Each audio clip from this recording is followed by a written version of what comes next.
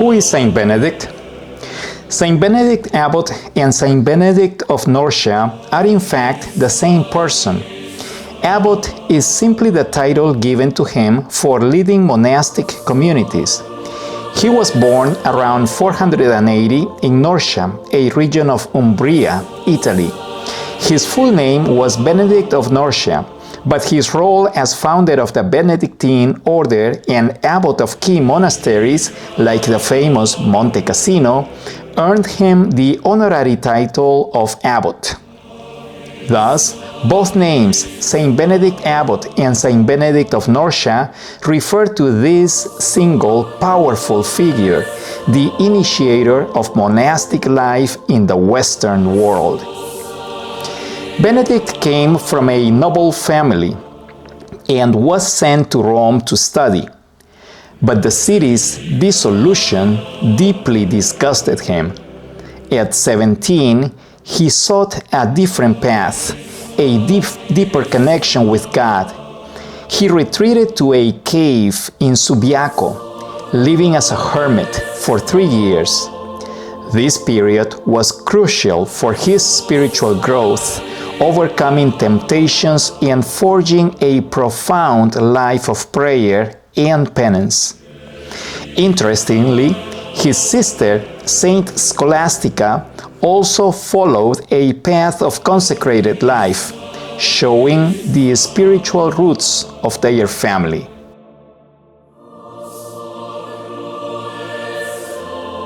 Early communities and challenges. The fame of His Holiness soon spread, attracting others who sought his guidance. Although he initially agreed to be abbot of a nearby monastery, his strict discipline was not well received. In fact, the monks attempted to poison him.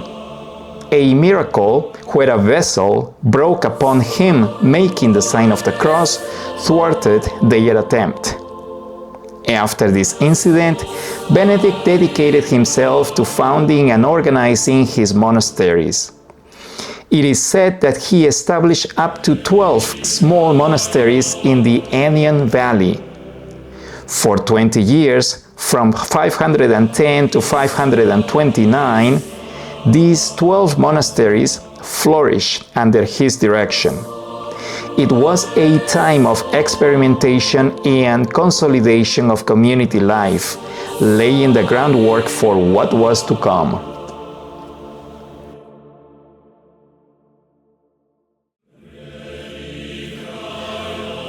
Monte Cassino and the Benedictine rule.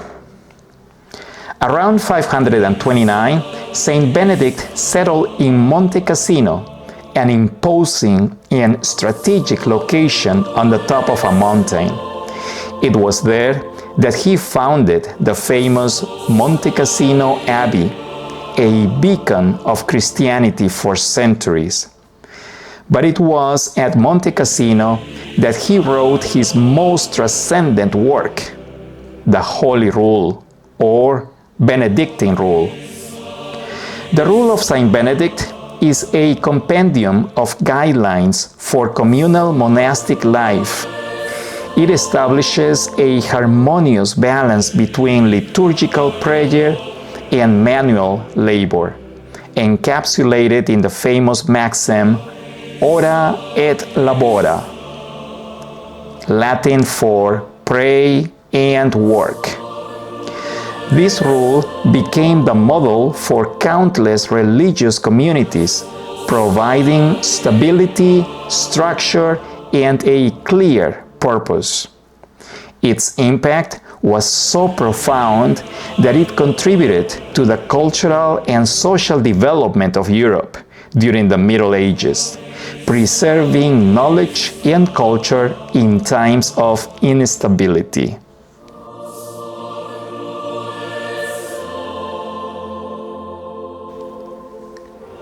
Legacy and feast days. Saint Benedict of Norcia passed away around 547 in Monte Cassino, but his legacy, his influence, extends to this day. He is the undisputed founder of Western monasticism, His rule and the model of monastic life he established were fundamental to the organization and expansion of monasticism throughout the European continent. Such was his impact that in 1964, Pope Paul VI proclaimed him Patron Saint of Europe, recognizing his lasting influence on the continent's culture, spirituality, and civilization. Furthermore, the Saint Benedict Medal is a very popular sacramental among Catholics, associated with his protection and intercession. His feast day is celebrated on July 11th in the Universal Liturgical Calendar, although it is traditionally also commemorated on March 21st, the day of his death.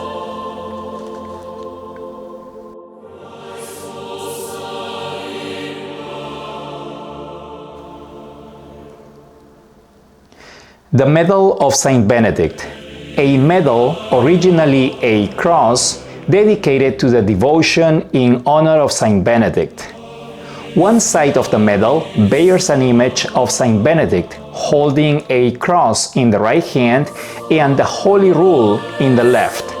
On the one side of the image is a cup, on the other a raven, and above the cup and the raven are inscribed the words Crux Sancti Patris Benedicti, Latin for Cross of the Holy Father Benedict. Round the margin of the medal stands the legend Ejus in obitu no presentia muniamus, Latin for May we at our death be fortified by his presence. The reverse of the medal bears a cross with the initial letters of the words Crux Sacra Sit Mihi Lux, Latin for The Holy Cross Be My Light. Written downward on the perpendicular bar, the initial letters of the words Non Draco Sit Mihi Dux, Latin for Let not the dragon be my guide, on the horizontal bar, and the initial letters of Crux Sancti Patris Benedicti in the angles of the cross.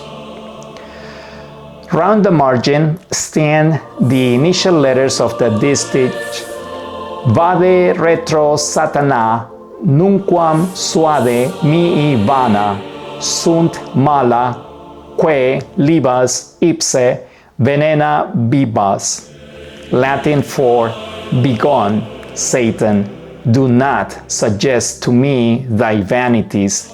Evil are the things thou preferest. Drink thou thy own poison. At the top of the cross usually stands the word Pax, Latin for peace, or the monogram IHS for Jesus.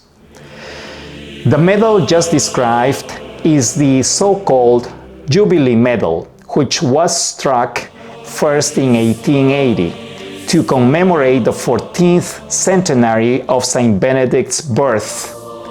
The Archabbey of Monte Cassino has the exclusive right to strike this medal. The ordinary medal of Saint Benedict usually differs from the preceding in the omission of the words Ejus in obitu and in a few minor details. Any priest may receive the faculties to bless these medals. It is doubtful when the medal of Saint Benedict originated. During a trial for witchcraft at Nattenberg, near the Abbey of Metten in Bavaria in the year 1647, the accused women testified that they had no power over Metten, which was under the protection of the cross. Upon investigation, a number of painted crosses surrounded by the letters which are now found on Benedictine medals, were found on the walls of the abbey, but their meaning had been forgotten. Finally, in an old manuscript written in 1415, was found a picture representing Saint Benedict, holding in one hand a staff which ends in a cross and a scroll in the other. On the staff and scroll were written in full the words of which the mysterious letters were the initials. Medals bearing the image of Saint Benedict, a cross, and these letters began now to be struck in Germany and soon spread over Europe. They were first approved by Benedict XIV in his briefs on 23 December 1741 and 12 March 1742.